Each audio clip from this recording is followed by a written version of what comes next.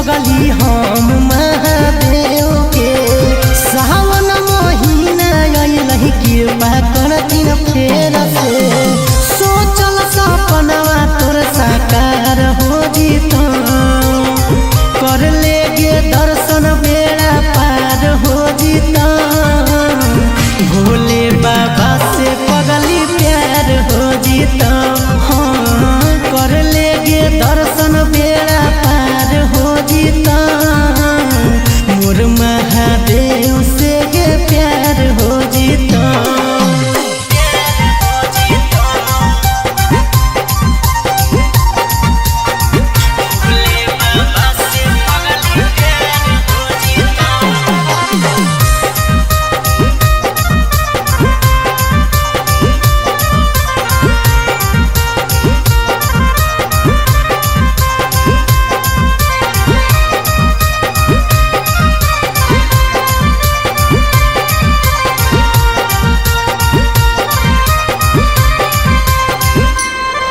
अगे जलवा ढारे चल पगली साथे देवा घर गे बाबा के नगर मांगे हाँ सुनर एगो बर गे अगे जलवा ढारे चल पगली साथे देवा घर गे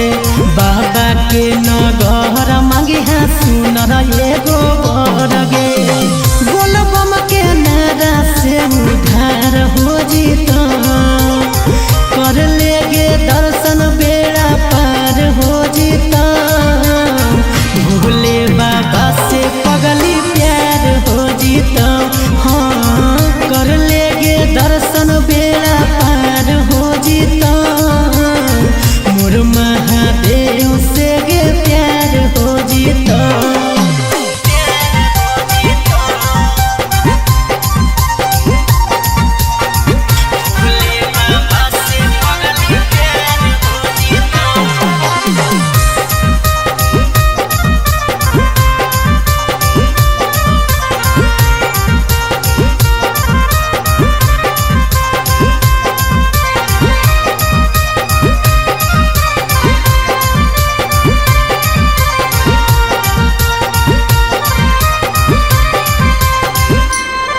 अगे बोल बम के नारा लेके उठैबो कांधे कवरिया गे